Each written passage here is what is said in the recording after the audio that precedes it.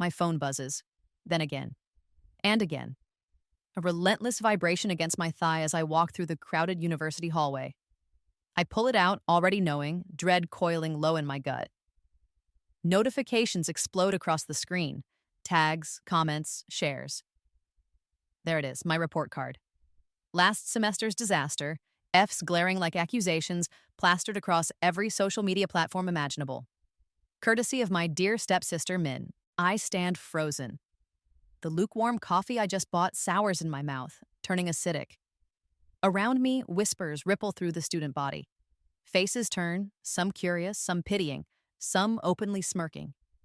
I see their reflections in my phone screen, superimposed over the image of my failure. In my first life, this exact moment sent me fleeing, tears streaming, shame burning my cheeks hot enough to leave marks.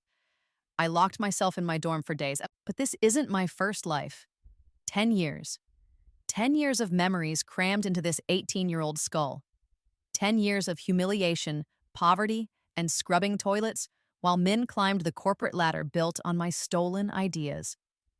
10 years culminating in a slip, a crack, and darkness, before waking up right back here, at the beginning of the end. This time, I don't run. My hand doesn't even tremble as I slide the phone back into my pocket. The whispers fade into background noise. Let them look. Let them talk. Their judgment means nothing compared to what I remember, what I know is coming for them. The bitterness in my mouth isn't just the coffee anymore, it's the taste of resolve. This time will be different. I walk. Across the quad, the crunch of autumn leaves under my worn sneakers is strangely satisfying. Each step feels deliberate, grounding me in this second chance. The air smells crisp, of decaying foliage and impending winter, a stark contrast to the memory that surfaces unbidden. The sharp, acrid stink of industrial chemical cleaners. Bleach.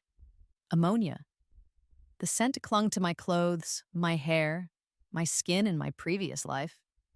I see it sometimes when I close my eyes too tight. The stark white gleam of the executive bathroom tiles in Min's company building. Her company, built on foundations I unknowingly provided.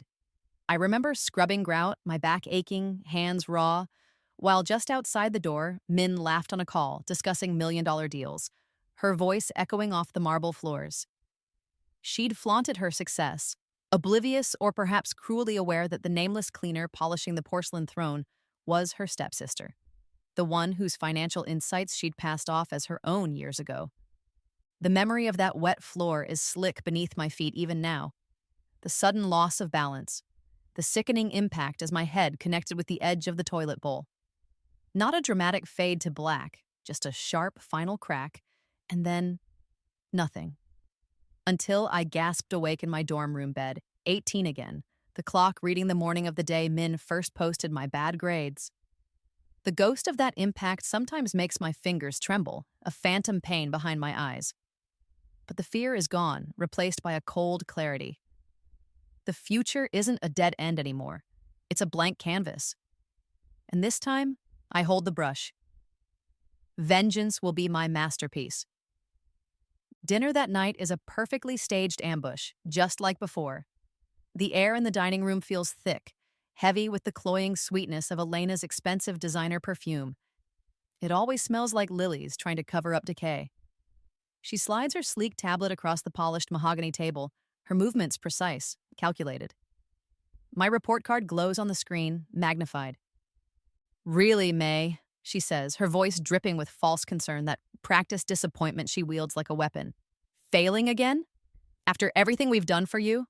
All the opportunities?" Across from me, Min smirks into her wineglass. Her manicured nails, blood red tonight, tap rhythmically against the crystal stem. Tap, tap, tap, a metronome counting down my humiliation. My father shifts in his seat, avoiding my gaze, studying the pattern on his dinner plate as if it holds the secrets of the universe. It's easier than facing his own complicity. The scene plays out exactly as I remember it from my first life. The suffocating perfume, the staged concern, Min's smugness, my father's cowardice. It's a painful déjà vu. But there's one crucial difference. This time, as I appear to fumble awkwardly with my chopsticks, dropping one with a clatter onto my plate, my other hand is busy beneath the table. My thumb finds the side button on my phone, nested discreetly in my lap. Click. The recording app activates silently. I nod meekly, murmuring apologies. I'm trying my best, I whisper, letting my shoulders slump. I just find these business courses so difficult. Elena sighs dramatically. Perhaps business isn't for you, dear. We need to be realistic. Min snickers softly. Maybe try something easier, like basket weaving? Their condescending words wash over me, fueling the fire inside. They have no idea. They think they're looking at the same weak, easily manipulated May. They don't know about the internship offer I received just yesterday, investment banking. Junior analyst, the kind of position Min dreams of. They don't know it's already changing everything. Let them talk. Let the recording capture every venomous syllable. Later, the click of the lock on my bedroom door is the sweetest sound. Privacy, sanctuary. I retrieve my hidden laptop from beneath a loose floorboard. A cheap, refurbished model bought with cash saved from tutoring jobs they don't know I have.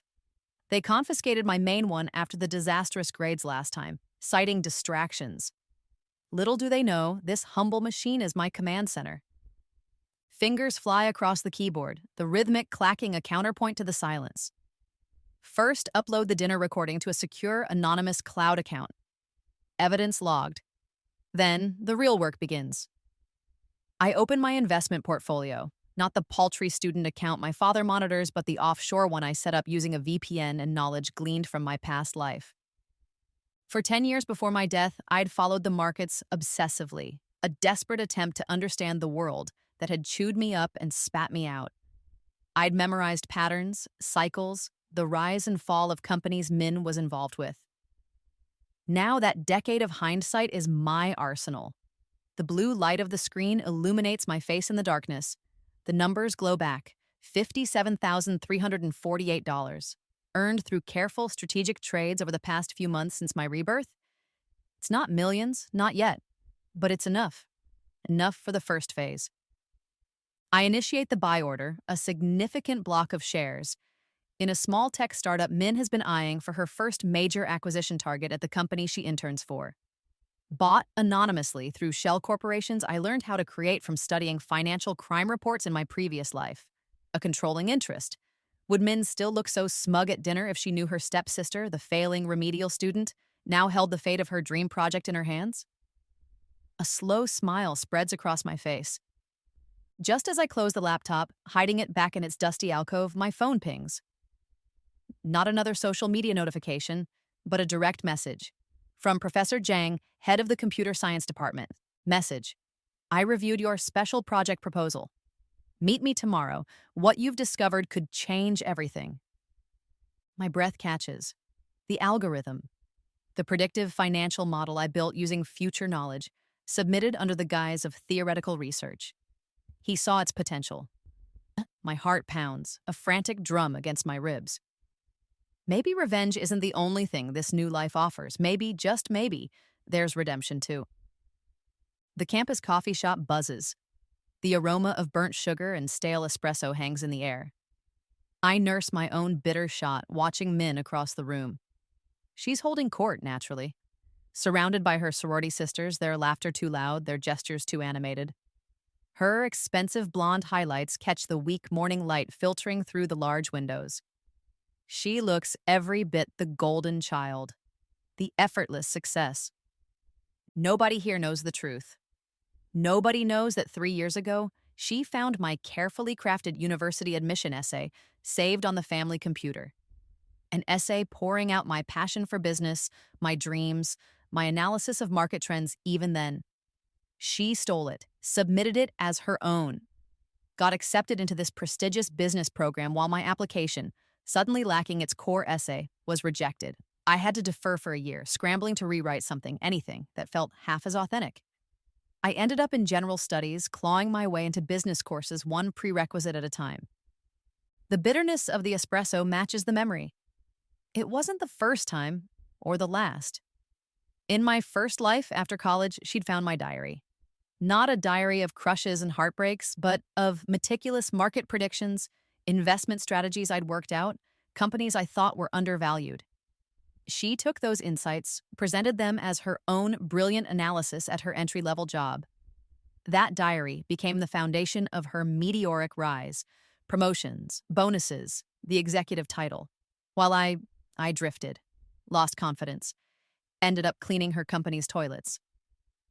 Now, watching her laugh, gesturing expansively as she probably recounts some exaggerated triumph, the old helplessness tries to claw its way back, but the determination pushes it down. The cinnamon scent from a nearby pastry display mixes strangely with the metallic tang of my resolve. I lift my phone casually, pretending to check the time. Click. A quick photo of Min and her sycophants. Time-stamped, geotagged, documentation. It might matter later. Everything matters now. Rain streaks down the tall windows of my father's downtown office. It feels like the city itself is weeping, mirroring the despair I'm meant to be feeling. I stand before his imposing oak desk, the plush carpet muffling my footsteps, making me feel small, insignificant, just like he wants me to feel. I need help with tuition, Dad, I say, keeping my voice even, respectful. The funds Mom left for my education. I know they're there. My biological mother. Dead 10 years now, killed in a car accident, Elena always implied was somehow her own fault. Her inheritance, managed by my father, was meant for me. He'd always found excuses. Your grades don't justify the investment, May, he replies, his voice flat, dismissive. He doesn't even look up from the glowing monitor displaying stock tickers. Same words, same tone as in my previous life when I'd begged for help after losing a dead-end job. The expensive leather of his executive chair creaks as he leans back slightly, steepling his fingers. A gesture of finality, of dismissal. My eyes drift to the family portrait prominently displayed on his desk. Him, Elena, and Min, beaming proudly at Min's high school graduation. I wasn't in the picture. I was in the hospital that day, recovering from a concussion and a broken wrist. Min had accidentally tripped me on the basement stairs a few days earlier. No one questioned her tearful apologies. His company letterhead sits neatly stacked beside his keyboard. Chen and Associates Consulting. My gaze snags on the faint watermark, the company logo, and the IT support email address printed at the bottom. I remember Elena complaining once, years ago in my first life, about how insecure their email system was, how easily it could be compromised. A detail filed away and forgotten, until now. Phase 2 just got a potential entry point. The rain outside drums a steady rhythm against the glass, a soundtrack to my silent plotting. The kitchen in our house gleams. Marble countertops, stainless steel appliances, everything spotless, reflecting Elena's cold perfection. She stands at the island, chopping onions with terrifying precision, the knife blade flashing under the recessed lighting. Thwack, thwack, thwack. Each slice is identical, controlled, just like her manipulations. You know, May, she begins, her voice smooth, almost gentle, as she scrapes the diced onions into a neat pile. Perhaps this business degree, perhaps it's just not the right fit. It's okay to admit defeat. There's no shame in pursuing a more achievable path. Her knife taps lightly against the thick wooden cutting board. Tap, tap.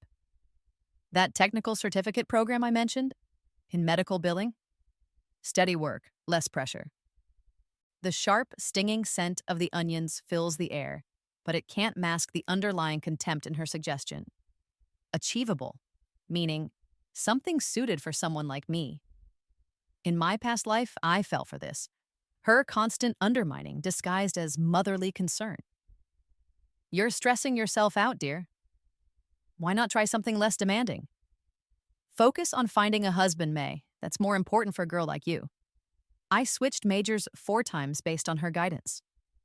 Communications, art history, sociology, library science, each one leading me further away from my initial business aspirations, leaving me with a patchwork education, unqualified for any decent career. This time, I offer a small, hesitant nod. Maybe you're right, Elena, I murmur, looking down at my hands. I'll think about it. Inside, my mind isn't thinking about medical billing. It's reviewing the complex string of numbers and holding companies I painstakingly pieced together in my final years of the first life, the offshore accounts. Accounts where Elena had been siphoning money from my father's company and undoubtedly from my mother's inheritance fund for years. Information that came too late then? Now, it's all meticulously documented in the locked digital journal I call my revenge ledger. Let her chop her onions. Let her think she's winning. Her precision won't save her when those accounts are frozen. May, look, I got it! Jen bounces on the balls of her feet in the middle of the crowded campus bookstore, waving a crisp envelope. Her usual infectious excitement feels grating today. It's the internship acceptance letter, Horizon Investments. The very position I coached her for, spending hours helping her polish her resume, running mock interviews, even sharing some of my carefully anonymized market analysis notes. Can you believe it? She squeals, grabbing my arm. They said my market analysis section was uniquely insightful and showed exceptional promise. That's thanks to you, May. You're the best. The harsh fluorescent lights overhead seem to amplify the falseness of her wide-eyed, innocent expression. Practiced, perfected. I remember this Jen from my first life. The friend who leaned heavily on my insights, my notes, my connections. Who landed the coveted internship that should have been mine, using analysis I'd developed. Who then soared up the corporate ladder, conveniently forgetting my name when I desperately needed job references after being laid off. Who always prefaced her refusals with, "Oh, May, I'd love to help, but things are just so crazy right now." Now, surrounded by towering shelves of glossy business textbooks promising pathways to success, her oblivious smile reflects back at me from a nearby display case. I force a smile in return. Jen, that's amazing. I'm so happy for you. I give her a quick, congratulatory hug. My hand brushes against the side pocket of her tote bag where her phone rests. A feather-light touch, long enough.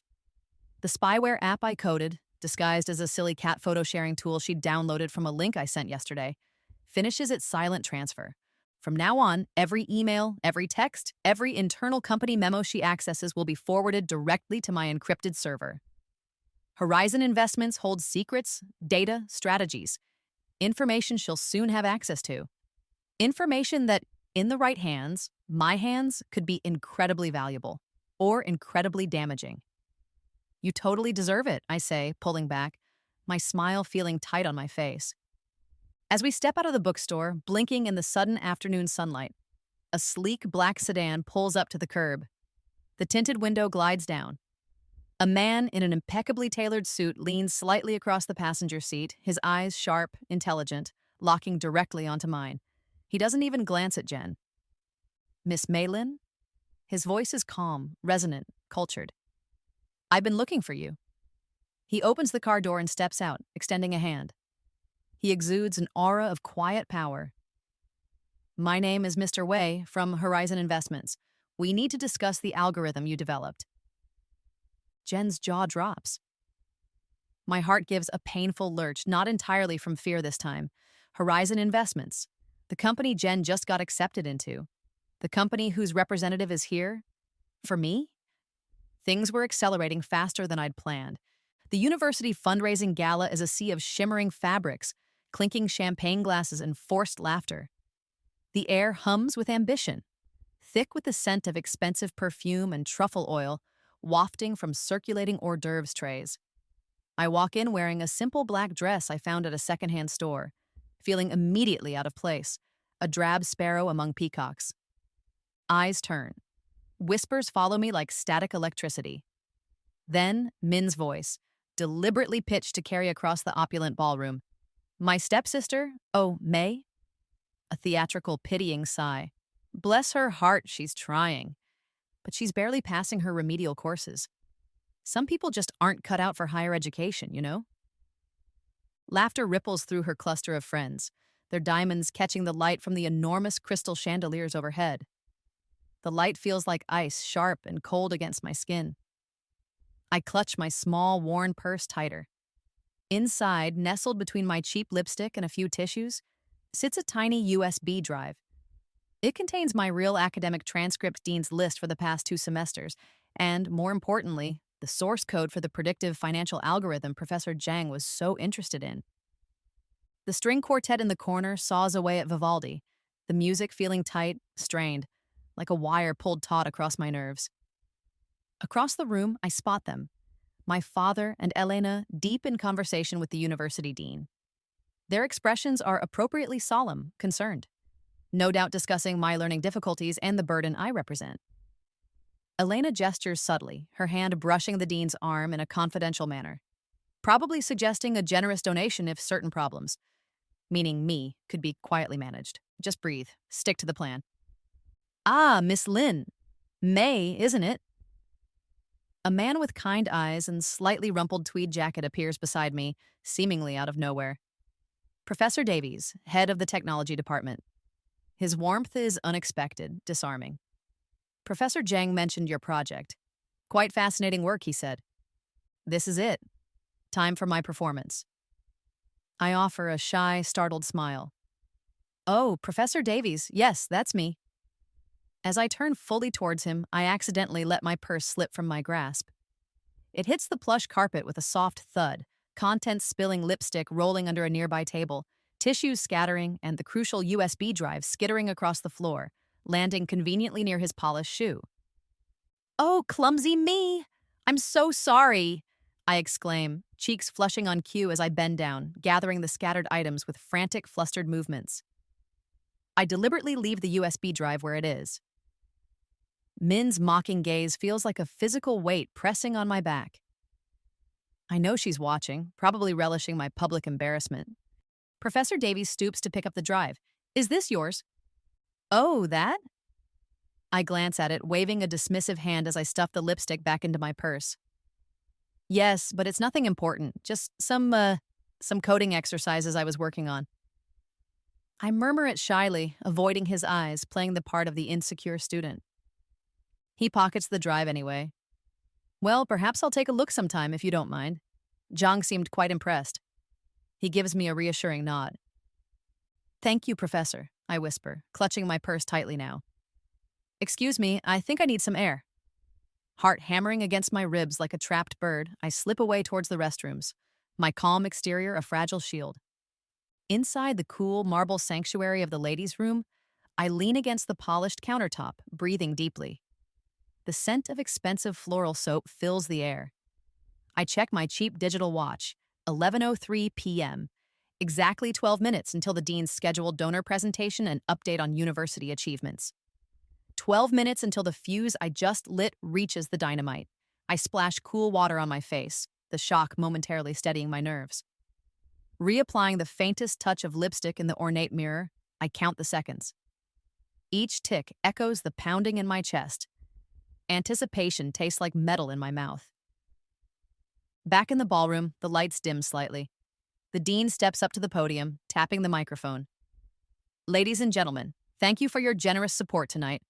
Before we continue with our planned program and hear from our keynote speaker, he announces, his voice amplified through the speakers, I have a rather exciting, unexpected development to share. Our technology department, under the guidance of Professor Davies and Professor Zhang, has made an extraordinary discovery thanks to the innovative work of one of our own undergraduate students. A hush falls over the crowd. The large projector screen behind the dean flickers to life. And there it is. Not a slide about donations or campus expansion. It's my algorithm. Lines of elegant code, complex predictive charts, potential market applications outlined clearly. And blazing across the top, in large, bold letters, Project Nightingale, Predictive Financial Modeling Algorithm, Lead Researcher Mei Lin. My name. A sharp gasp cuts through the silence. Followed by the distinct sound of shattering glass, I turn.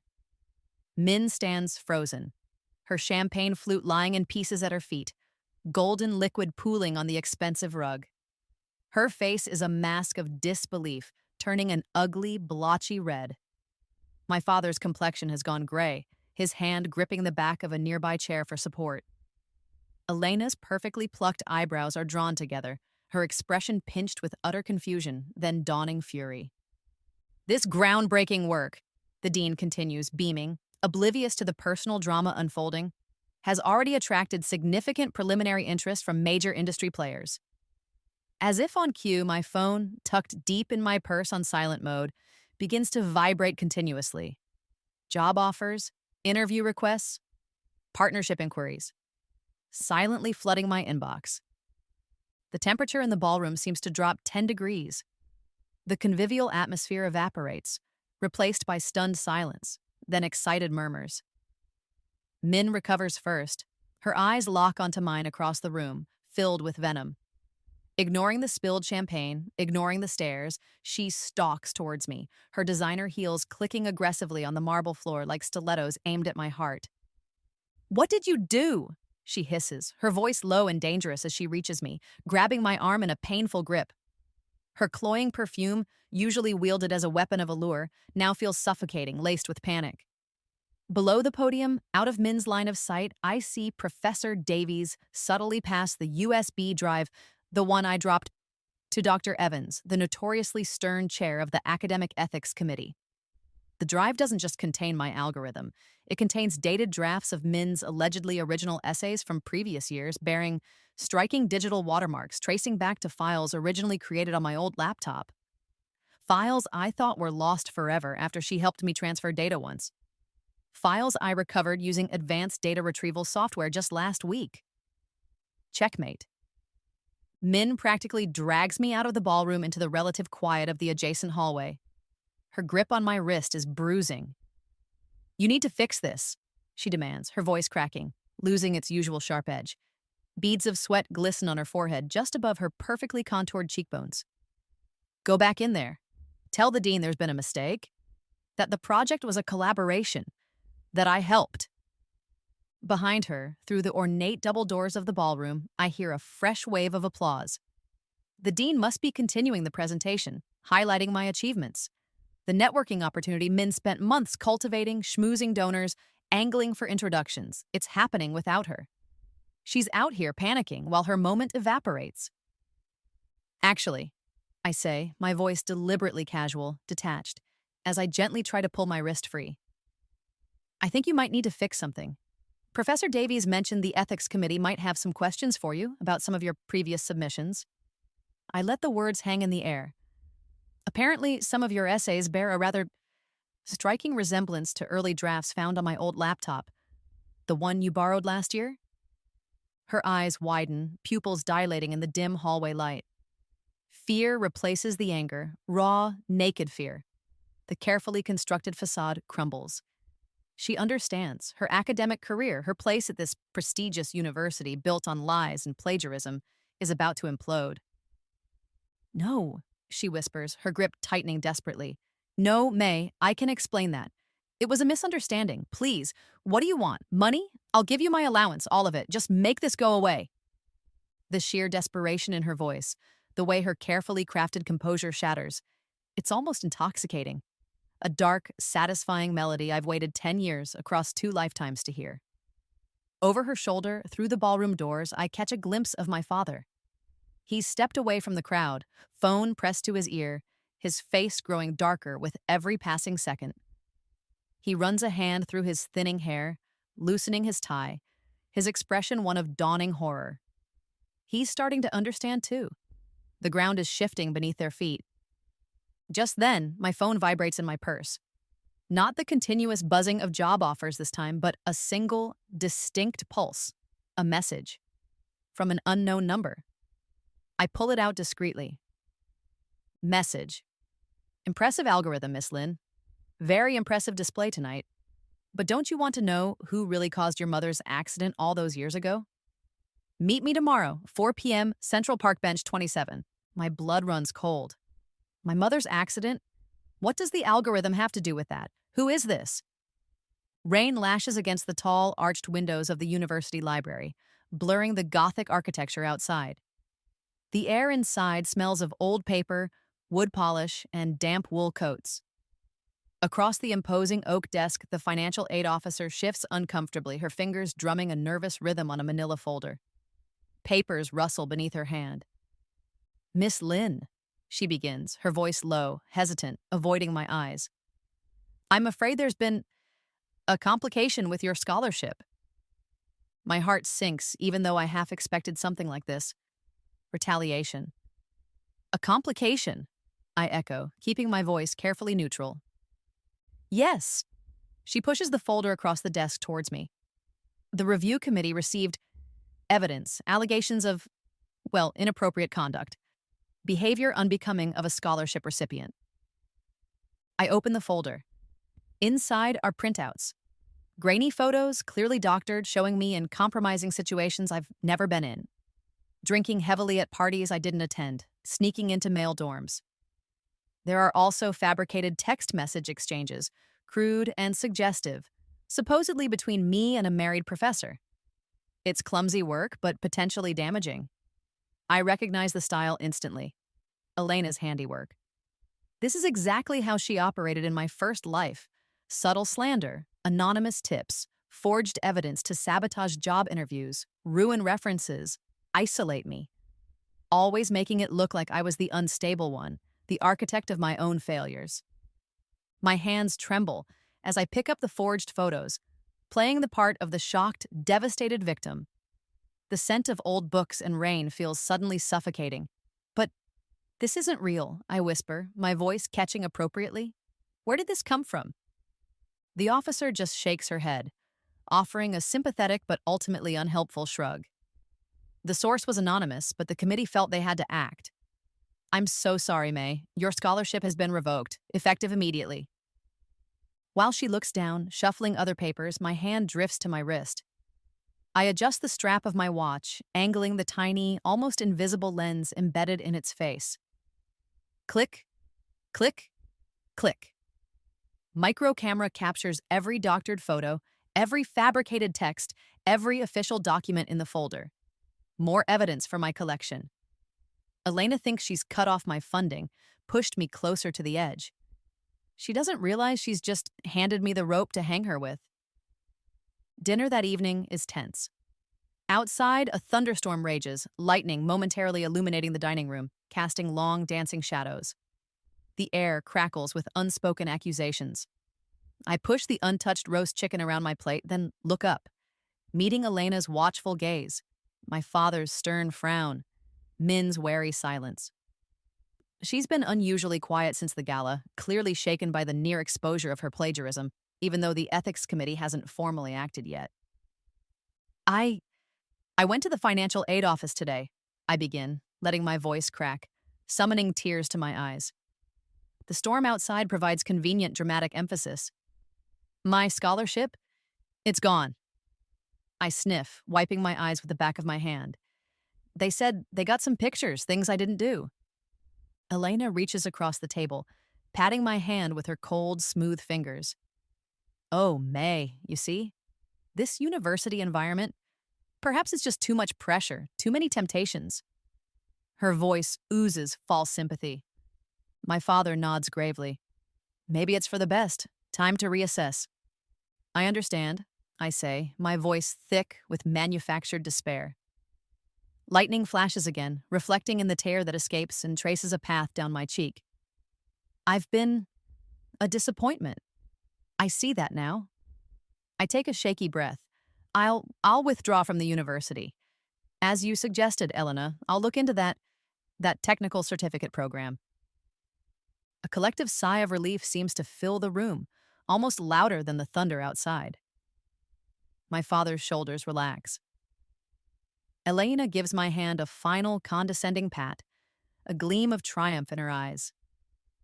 Min even manages a small, relieved smile, the tension draining from her face. The threat to her academic standing seems averted if I simply disappear. They think they've won. They think the problem is solved. They see me surrendering, broken, perfect. As Elena launches into a cheerful description of the bright future awaiting medical billers, my phone, lying screen down on my lap beneath the heavy linen napkin, silently transmits the entire conversation. My feigned surrender, their relieved acceptance, directly to Mr. Way. Phase 3 of our counterplan, discussed earlier that day, is now in motion, synchronized with the storm raging both outside and within me. The next morning dawns bright and clear, sunlight sparkling on rain-washed campus pathways. I'm in my dorm room, slowly packing clothes into cardboard boxes. My roommate watches with a mixture of pity and awkwardness. She heard the rumors, saw the fake pictures circulating online. Elena's work, no doubt, amplifying the official reasons for my departure. My phone rings, startling both of us. Not my father, not Elena. The caller ID displays University President's Office. My heart gives a hopeful leap. Hello? Miss Maylin, this is Beatrice from President Thorne's office. The president requests your presence for an urgent meeting as soon as possible. He's convening representatives from financial aid, the ethics committee, and the technology department. I'll be right there, I stammer, grabbing my pre-packed leather portfolio. This is it. The polished marble floors of the administration building reflect the harsh, fluorescent lights overhead.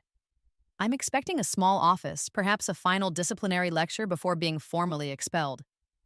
Instead, Beatrice ushers me into the main university boardroom. It's large, imposing, dominated by a long, gleaming table.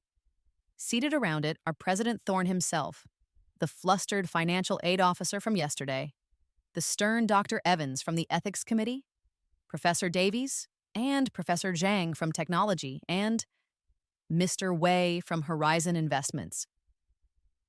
A wave of dizziness washes over me. This is bigger than I anticipated. I take my place at the empty chair indicated by the president, placing my leather portfolio gently on the table in front of me. It contains printouts of Elena's fabricated evidence, time-stamped digital proof of Min's plagiarism recovered from my old hard drive, a sworn affidavit from Mr. Wei confirming the date I first submitted my algorithm proposal to Horizon Investments, predating Jen's internship application by months, and the incriminating recording from last night's dinner. The room smells faintly of lemon polish and expensive coffee. Opportunity. The meeting lasts 3 intense hours. I present my evidence calmly, factually. Professor Zhang confirms the originality and timeline of my algorithm development. Mr. Wei details Horizon's interest and confirms the algorithm's potential, subtly mentioning the negative implications if the university were seen to be mistreating a student developer with such valuable intellectual property. The financial aid officer looks increasingly pale as the evidence of fabrication mounts. Dr. Evans examines the plagiarism proof with grim satisfaction. Throughout the meeting, my phone, placed face down on the table, vibrates relentlessly. Frantic texts and missed calls flashing across the locked screen. May, pick up. What's going on? People are asking questions. Elena, I hear rumors. What did you tell them? Stop whatever you're doing right now, or I swear I will ensure you never work anywhere decent in this city again. Even my father. May, call me immediately. The dean just called me about an emergency ethics review. I ignore them all. Elena's familiar threat, once terrifying, now feels pathetic. I meet President Thorne's gaze across the table and offer a small, determined smile. Finally, Dr. Evans clears her throat. The ethics committee finds compelling evidence of academic dishonesty in the case of student Min Chen. We will proceed with a formal hearing. Furthermore, she glances at the financial aid officer. The evidence presented regarding the allegations against Miss Lin appears to be fabricated. We recommend immediate dismissal of those claims. President Thorne nods curtly. Agreed. Miss Lin, your scholarship will be immediately reinstated with full honor standing. Furthermore, he glances towards Mr. Wei, Horizon Investments has generously offered to establish a substantial research grant in your name to support further development of your algorithm here at the university. Relief washes through me, so potent it leaves me lightheaded. Justice. Outside the tall boardroom window, I see my father's car screech to a halt in a clearly marked no parking zone below. He jumps out, slams the door, his face visible even from this distance, contorted with rage and disbelief. President Thorne stands, extending his hand across the table to shake mine. His expensive cologne sandalwood and something else, something powerful, fills my senses. Victory. But as I step out of the administration building, blinking in the bright sunlight, feeling the weight lift from my shoulders, I find Jen waiting for me by the main entrance. Her usual bubbly demeanor is gone, replaced by an expression of fear and confusion. She looks pale, shaken. May, we need to talk, she says, her voice trembling slightly. She holds up her phone, angling the screen towards me. It displays emails, Official-looking emails sent from an account that looks like mine but isn't. Emails detailing complex, illegal financial maneuvers, insider trading schemes, money laundering proposals, referencing confidential Horizon investments data. Data I shouldn't have access to. Data she might soon have access to as an intern. These aren't from you, are they? Jen asks, her eyes wide with panic. Because because the SEC just called me. They want to question me about your activities, about these emails. My blood freezes. Someone is trying to frame me, and they're using Jen to do it. Central Park, bench 27, exactly 4 p.m. The late afternoon sun filters through the leaves of the large maple tree overhead, creating shifting patterns of light and shadow on the weathered wooden slats. The air is mild, carrying the distant sounds of city traffic and children laughing in a nearby playground. Mr. Wei arrives precisely on time, but he isn't alone. Beside him walks an elderly woman, leaning lightly on his arm. She's small, elegantly dressed in a simple silk pantsuit, her white hair styled immaculately. But it's her eyes that make my heart stop dead in my chest. Sharp, intelligent, and hauntingly familiar. Eyes I've only ever seen in faded photographs. My mother's eyes. "You look just like her," the woman says as they reach the bench. Her voice is soft, slightly fragile with age, yet carrying an undeniable undercurrent of strength. Emotion thickens her words. "Just like my Liling." My mother's given name, a name I rarely heard spoken. The world tilts. Mr. Wei gently helps her sit down, then steps back discreetly. "This woman, she can't be..." "I was told my grandmother died years ago, before my mother." A sad smile touches her lips. "Your father and his wife preferred that narrative. It made things simpler for them." She reaches out, her hand surprisingly warm, paper-thin skin covering delicate bones, and takes mine. A gentle scent of jasmine perfume drifts from her wrist. "My name is Anmei Lin. I am your mother's mother, and I have been watching over you, May, from afar for a very long time." Lightning crashes through my carefully constructed reality. My grandmother, alive, here, watching me?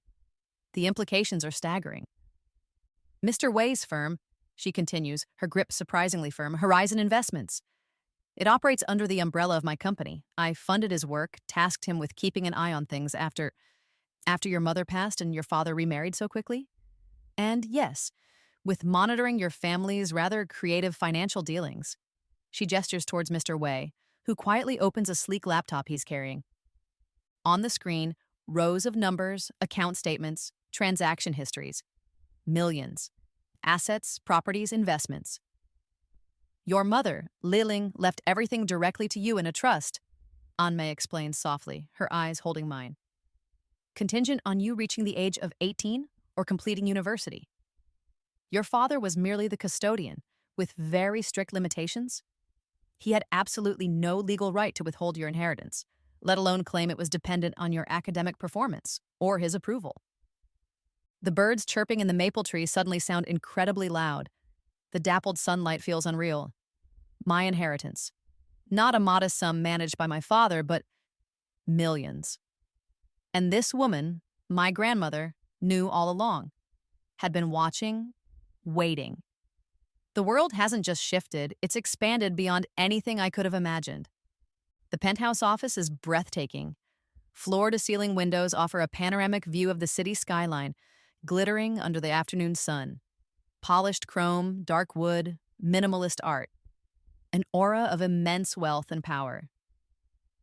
On the far wall, behind an enormous glass desk, hangs a simple, elegant logo, a stylized lotus flower with the words Lin Global beneath it. My grandmother, Anmei, gestures towards the imposing leather chair behind the desk. "Your mother sat there briefly. She was learning the ropes, preparing to take over before she met your father, and decided she wanted a different life in America." She sighs softly, the sound lost in the vastness of the room. "Now it's yours, May, if you want it." Scattered across the glass side tables are not magazines, but thick financial reports, market analyses, global investment summaries. Lin Global. I'd heard the name whispered in financial circles in my first life, always associated with immense influence, old money, Asian markets. I never dreamed my mother heir to this, one of Asia's largest, most respected private investment firms. I sink into the offered chair. The expensive leather creaks softly beneath my weight. It feels impossibly large, swallowing me whole. On a discreet monitor built into the wall, security footage plays silently. Split screens showing the exterior of my father's house, the entrance to his office building, even men walking across campus. My grandmother had maintained surveillance for years, documenting every argument, every manipulation, every injustice Elena and my father inflicted. "We have everything," Anmei says, her voice hardening slightly as she pours tea from a delicate antique porcelain set. The rich aroma of premium oolong tea fills the air. Financial records, surveillance logs, witness testimonies from former staff your father fired suspiciously. Enough to ruin them legally, strip them bare. Take back every cent they misappropriated from you from your mother's legacy. She places a fragile cup before me. But how we proceed? That choice belongs to you, May. I interfered once by sending Mr. Wei to guide you towards your potential with the algorithm. Now, justice must be served according to your will. The next day, the Lin Global boardroom feels formal, almost sterile compared to the penthouse. Sunlight streams through electronically controlled blinds, creating precise stripes of light across the long, polished table. A team of sharp-suited corporate attorneys speaks in calm, measured tones, outlining the situation and my options. My father's company, Chen and Associates Consulting, hasn't been truly profitable for years. It's been kept afloat by a series of increasingly desperate illegal financial maneuvers, cooking the books, hiding losses, securing loans based on fraudulent collateral. And, ironically, through several large, anonymous investments made over the past decade. Investments channeled discreetly from Lin Global, orchestrated by Ann Mai to keep the company solvent just long enough, perhaps, for me to come of age. With a single signature on the documents laid out before me, I can recall those investments. Trigger an immediate audit, initiate insolvency proceedings. The company would collapse within weeks. My phone, sitting silently on the table beside the documents, displays a stream of increasingly panicked messages from my father and Elena. News travels fast in their circles. Rumors of my connection to Lin Global, of my grandmother's identity, must be spreading like wildfire. The air smells of expensive leather portfolios and the faint, sharp scent of the lead attorney's cologne. Mr. Wei steps forward, placing one final file on the table. "There's more, Miss Lin," he says quietly. "We've completed tracing the funds Elena Chen moved offshore." He opens the file. Bank statements, transfer confirmations, shell company registrations.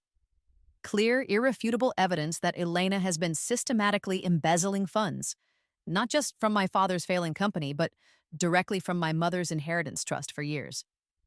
Funneling my money into secret accounts. Accounts that Lin Global's security team, with their considerable resources, have now located and gained control over. Elena's escape plan is now my asset. "You need to come home, May, immediately." My father's voice on the phone is unrecognizable. Gone is the usual dismissive arrogance. It's replaced by a strained, high-pitched tone, a volatile cocktail of anger, confusion, and raw fear I've never heard from him before. "We need to talk about everything." I stand in the plush suite at the Mandarin Oriental, a suite Anmei arranged, the city lights twinkling below like scattered diamonds. The luxury feels surreal, a world away from my cramped dorm room or the cold house I grew up in. "All right, Dad," I say calmly into the phone. "I'll meet you, tonight, at the house." The next few hours are a blur of quiet, efficient activity orchestrated by Mr. Wei and my grandmother's formidable team. Documents are couriered, encrypted communication lines established, discreet security personnel briefed and positioned. Recording devices, far more sophisticated than my phone app, are prepared. There's a soft knock on my suite door. It's Jen. Her eyes are red-rimmed, her face streaked with tears and running mascara. She practically falls into my arms. "May, I'm so sorry. I didn't know what to do." Between choked sobs, the story spills out. Elena had approached her after the gala incident, preying on Jen's ambition and insecurity. She'd promised Jen career advancement, glowing recommendations, access to influential contacts, if Jen agreed to help manage me. That included planting the fake emails designed to frame me for financial crimes, using details about Horizon investments gleaned from Jen's own internship preparations. Elena planned to use the fake SEC investigation to discredit me completely, perhaps even pressure me into signing away legal rights. She pressured me, Jen cries. Said it was the only way to salvage things after your algorithm stunt embarrassed the family. She told me. She told me they're planning something for tonight. When you go to the house, they want you to sign papers. Elena has them all ready. Something about relinquishing claims. I don't know, I shouldn't have listened. I was scared. I hold her, letting her cry. I feel a pang of genuine sympathy, not anger. I remember how easily Elena manipulated me in my first life, how effectively she used fear and false promises. It's okay, Jen, I say softly, meaning it. She manipulated you, just like she manipulated everyone. Forgiveness, I realize, isn't just for them. It's for freeing myself. As Jen leaves, shaken but relieved, the late afternoon sun streams into the suite, bathing everything in a warm, golden light. I stand before the mirror, not in the cheap clothes I usually wear, the uniform of my victimhood. Tonight, I wear power. A perfectly tailored dark gray Armani pantsuit, a crisp white silk blouse. Understated elegance. Confidence woven into the fabric. In my pocket sits a small, heavy cardstock rectangle. My new business card, May Lin, Chief Executive Officer, Lin Global Investments. Downstairs, my grandmother's chauffeur waits beside a gleaming black Mercedes. As we pull smoothly away from the hotel and head towards the suburbs, towards the house that was never a home, my secure phone pings with an urgent, high-priority alert from Mr. Wei's tech team. Asterisk alert, unauthorized access attempt detected on accounts ending. Asterisk, asterisk, asterisk 3487, May Lin Primary. Location, IP address 73.15.hexxx.hexxx, traced to Chen residence Wi-Fi network. Action, attempt to drain all funds via wire transfer. Time, 17:18 EST, 6 minutes ago. Status, access blocked, honeypot activated, keystroke logger active. My father, trying to empty the meager bank accounts I still held under my own name, the ones he knew about. A final desperate grab before the confrontation. The digital trap I'd set weeks ago, anticipating just such a move, worked perfectly. They have no idea how thoroughly I planned for this. No idea the scale of the power arrayed against them. They think they're luring the wounded lamb home for the slaughter. They don't realize the dragon is coming. The air in the family living room hangs thick and still, heavy with unspoken tension. Crystal decanters on the mahogany sideboard catch the muted evening light filtering through the drawn curtains, casting distorted reflections. My father stands stiffly by the fireplace. Elena perches on the edge of the floral sofa, her hands clasped tightly in her lap. Min hovers near the armchair, nervously shredding a tissue into tiny pieces. They've arranged themselves like actors on a stage, ready for the final act. Their expressions are carefully composed masks of worry and concern. May, darling, we've been so worried sick about you, Elena exclaims, rising quickly, arms outstretched for an embrace. Her voice is pitched slightly too high, a false note in the strained silence. The cloying scent of her signature perfume hits me, but tonight it's undercut with something else. The faint, sharp tang of nervous sweat. I sidestep her advance smoothly, letting her arms fall awkwardly. Hello, Elena, father, Min. My voice is calm, level. I don't sit down. My father clears his throat, gesturing towards the low coffee table. Sit down, May. We need to discuss what happens next. Put all this unpleasantness behind us. On the table, several official-looking documents are spread out, pens strategically placed beside them. Transfer agreements, waivers of liability, guardianship forms, granting him control over assets. All pre-filled with my name. They didn't even wait to hear what I had to say. The grandfather clock in the corner ticks loudly, marking the seconds. Min keeps shredding the tissue, her gaze fixed on the carpet. Through the large bay window behind my father, I catch a flicker of movement in the deepening twilight. One of Anmei's discreet security team, taking position near the garden hedge. They are close. Before we discuss those papers, I say, my voice cutting through the false calm, Perhaps we should discuss something more immediate. I place my own leather portfolio on the table, next to their carefully prepared documents. Let's talk about the unauthorized attempt to access and drain my personal bank accounts that originated from this house's IP address today. Specifically, at 5:18 p.m. Eastern Standard Time. Silence slams down like a physical force. Elena's practiced smile freezes, then melts away. My father's face flushes a dark mottled red. Min flinches as if struck. I I don't know what you're talking about, my father sputters, his bluster sounding hollow. He reaches instinctively for his phone on the end table. Frowns. No signal. Cell phone jammers, courtesy of Mr. Way's team, blankets the house and immediate vicinity. They are cut off. Outside, darkness has fully descended. The warm glow from the living room lamp suddenly feels harsh, interrogative, throwing their stricken faces into sharp relief. The familiar, comfortable room transforms into an interrogation chamber. The family photos arranged on the mantelpiece, vacations, holidays, celebrations I was rarely part of, seem to watch, silent judges. I open my portfolio and begin laying out documents, one by one, onto the coffee table. Bank records detailing the systematic theft of my inheritance. Screenshots proving Min's plagiarism, complete with digital timestamps. Printouts tracing Elena's embezzled funds to the offshore accounts now frozen. Financial analyses revealing the depth of my father's corporate fraud, the precariousness of his company. This is absurd. Lies. Fabrications. My father bellows, trying to regain control, but his voice trembles. Is it? I ask quietly. I place my business card on top of the damning pile. Mei Lin, CEO, Lin Global Investments. Lin Global, I continue, my voice steady, now holds controlling interest in Chen and Associates Consulting, following the acquisition of its major debt portfolios and key investment stakes. An audit is pending. Recognition finally dawns in my father's eyes. Horror replaces anger as he makes the connection. Lin, his late wife's family name, the distant, powerful Asian conglomerate he thought was safely out of reach, uninterested in his small domestic dramas. The empire he married into, then betrayed. He sinks heavily onto the sofa, speechless.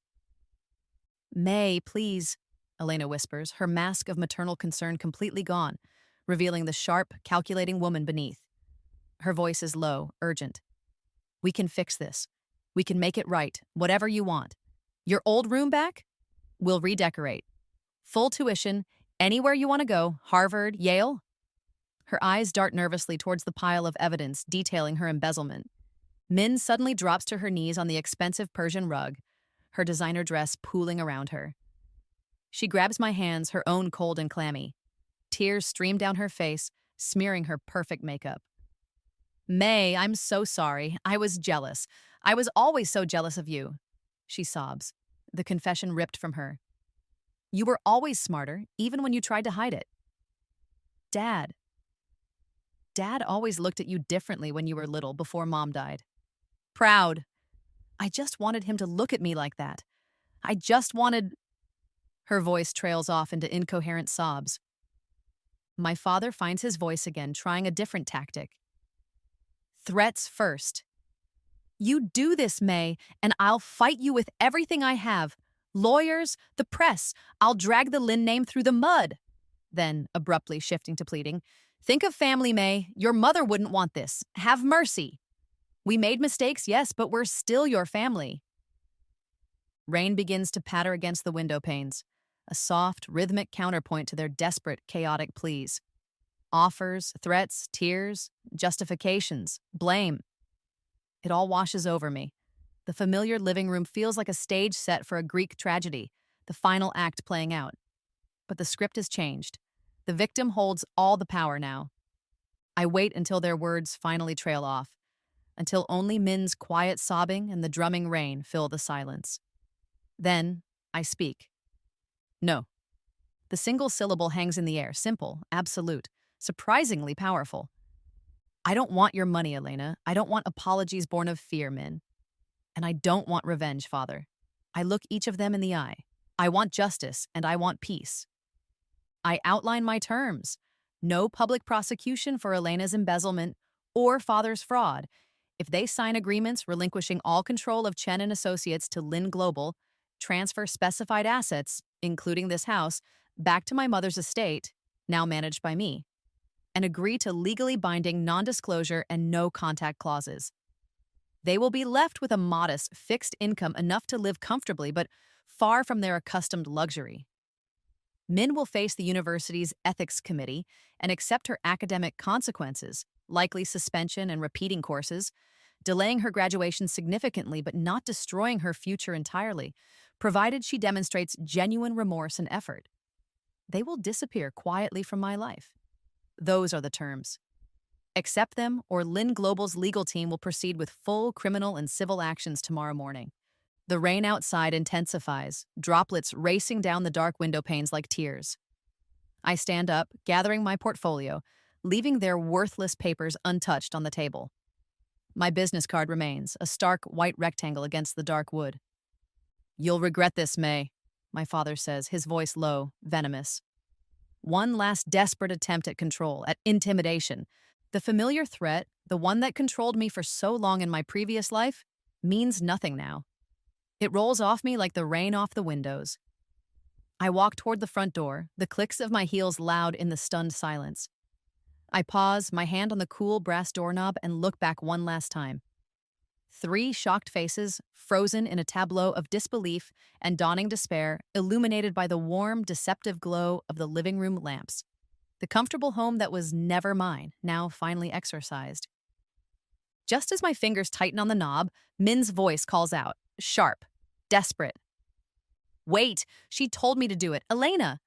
She told me if I ruined your confidence, if I made you seem like a failure, there would be more money left for me when the inheritance finally came through. She promised me." My father's sharp intake of breath is audible even across the room. His head snaps towards Elena, his eyes wide with a new dawning horror. That, apparently, was one betrayal he hadn't known about. One manipulation too far, even for him, the final crack in their corrupt facade. I don't wait to see the fallout. I open the door and step out into the rain-washed night, leaving the wreckage behind me. Sunlight, warm and brilliant, streams down across the sprawling university quadrangle. Rows upon rows of white chairs stretch far beyond their usual boundaries, spilling out onto the adjacent streets, which have been closed to traffic. The scale of the crowd is unprecedented for a graduation ceremony.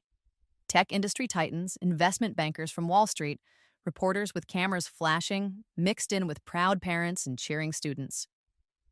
My graduation. I stand on the elevated stage, the heavy silk of the graduation gown feeling surprisingly light against my skin.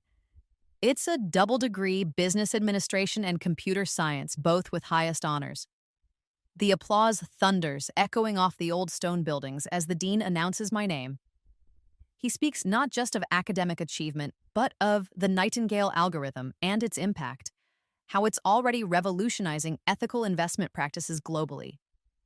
He mentions the new Center for Ethical Finance and Technology being established here at the university, funded by a multi-million-dollar grant from the Lin Global Foundation. My foundation. Using proceeds generated by the algorithm itself and additional funds from my grandmother to create scholarships specifically for disadvantaged students like the girl I used to be. The weight I feel today isn't the burden of past traumas, but the welcome responsibility of the future. As the applause washes over me, my gaze drifts to the edge of the massive crowd. There, standing partially obscured by an old oak tree, is a familiar figure. Min, dressed in simple jeans and a t-shirt, her hair pulled back plainly. She looks subdued, different. I learned through Jen, who successfully completed her Horizon internship and is now a trusted junior analyst at Lin Global, that Min accepted her suspension, confessed fully to the ethics committee, and is now working part-time at a local coffee shop while retaking core courses at a community college. Our eyes meet across the distance. She gives a small, almost imperceptible nod. Not of subservience, but something quieter. Maybe respect. Maybe just acceptance. The scent of freshly cut grass and the sweet perfume of blooming linden trees drifts on the warm summer breeze. I step forward, shake the dean's hand, accept the heavy diploma covers, and move my tassel from the right side to the left. One chapter closes, definitively. Another begins. The Lin Global headquarters doesn't feel intimidating anymore. It feels like potential. The floor-to-ceiling windows still showcase the glittering city skyline, but now the view includes the neighborhood where, in another lifetime, I scrubbed floors and emptied trash bins for minimum wage, dreaming of an escape I never thought possible. Energy hums through the offices, quiet, focused, purposeful. In the main boardroom, my grandmother's portrait now hangs beside a newly commissioned one of my mother. We've just finished a quarterly review meeting. Anne May smiles, her eyes crinkling at the corners as she sips her jasmine tea. Afternoon light catches the steam rising from the delicate porcelain cup, held steady in her surprisingly strong, age-spotted hands. "Your mother would be so proud, May," she says softly, "not just of the success, but of the way you are achieving it."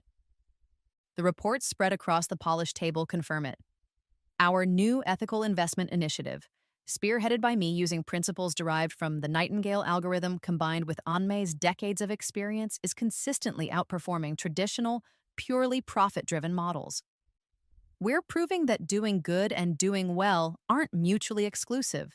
The office smells of success, leather-bound portfolios, the faint scent of the fresh orchids delivered daily by attentive staff, the underlying ozone tang of technology driving global finance.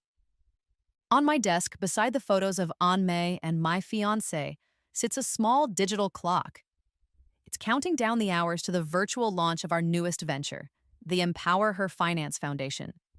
Its mission is to provide practical financial literacy education and microloans to women in underserved communities like the one I found myself trapped in during my previous life. My grandmother's quiet wisdom, her vast network, and her unwavering belief in me amplified the fragmented knowledge I carried from the future, transforming it from a tool for personal revenge into something much larger, much more meaningful. A legacy. One that honors my mother, and hopefully helps others rewrite their own stories. Waves crash against black volcanic rock, sending plumes of white spray into the impossibly blue Hawaiian sky. I sit cross-legged on a simple woven mat on the lanai of my rented beachside cabin, meditating. The air smells of salt, plumeria flowers, and damp earth. This is month 6 of a year-long sabbatical An Mei insisted I take after the whirlwind of the past few years. A journey not just across continents, visiting sacred sites and natural wonders, but also inwards. My journal lies open beside me. Its pages aren't filled with strategic plans or market analyses anymore. They hold reflections, sketches, passages copied from books on mindfulness and philosophy, notes on forgiveness, not for their sake, my father, Elena, even Min, but for mine. Releasing the bitterness, the anger, the need for validation that drove me for so long. Occasional brief updates filter through from Mr. Wei or Jen. My father is living quietly in a small, rented apartment, his health reportedly declining. Elena teaches etiquette classes at a suburban community center, clinging to the vestiges of her former social standing. Min is slowly, diligently working her way back through her undergraduate degree, apparently showing genuine aptitude now that she's relying on her own efforts. Their lives continue, diminished but not destroyed. Their fates are no longer tied to mine. The spiritual teachers I've sought out, monks in Thailand, yogis in India, healers in Peru, have helped me understand the true gift of my rebirth. It wasn't just a second chance at success or revenge. It was a second chance at healing, at choosing a different response to pain. The cool salt spray mists my sun-warmed skin. I breathe deeply, matching my rhythm to the ocean's surge and retreat. With each exhale, I consciously release the lingering ghosts of old wounds, the phantom ache of betrayals past. The cabin behind me is simple, containing only essentials. A deliberate contrast to the complexities of Lin Global, grounding me in what truly matters beyond wealth and power. Tomorrow I fly to Kyoto, but today belongs to the ocean, the sun, and the quiet work of forgiving myself for the time I lost. Cherry blossoms drift like pale pink snow on the gentle spring breeze, blanketing the meticulously kept gardens of the Lin ancestral estate outside Kyoto. Laughter mingles with the elegant strains of a string quartet playing Mozart. We're hosting a garden party, a celebration for An Mei's 90th birthday, and also, informally, for my recent engagement. My chosen family surrounds us, not the fractured, toxic unit I was born into, but the one I consciously built. Anne May, radiant and sharp as ever. My fiancé, Mark, a kind, steady architect who met May Lin, the CEO, but fell in love with May the woman, supporting me through the final stages of my emotional unpacking. Jen, now a rising star at Lin Global, laughing with Mr. Wei, who has become a trusted mentor and friend. Colleagues who share my vision. And most joyfully, newly discovered relatives, cousins, aunts, uncles from my mother's side of the family, tracked down by Anmai's genealogists, welcoming me into the fold with open arms. Small children, my second cousins once removed, chase butterflies across the manicured lawns, their joyous shrieks echoing through the serene landscape. The catering tables overflow with an exquisite fusion of East and West cuisines, reflecting our blended heritage. The air smells sweet, of blossoms, matcha tea, and delicate pastries. Anmei watches me circulate among our guests, talking, laughing, occasionally pausing to help a small child retrieve a wayward ball. Her eyes mist slightly, not with sadness, but with quiet contentment. Her legacy isn't just Lin Global, it's this: family renewed, connection rebuilt, life flourishing. Later, I pause by the large ornamental koi pond, watching the vibrant fish swim languidly beneath the lily pads. I catch my reflection on the water's still surface. The woman looking back is calm, confident, her eyes clear. There are still faint shadows, reminders of the past, but they no longer define her. She is not the broken girl scrubbing toilets. She is not the vengeful ghost returned. She is Mei Lin, survivor, CEO, fiancée, granddaughter, friend. A woman who traveled through death and back, not just to reclaim a stolen life, but to build a better one. Piece by painful, beautiful piece. The future stretches before me, no longer a terrifying abyss or a predetermined path, but an open horizon. Unburdened, bright, and entirely my own.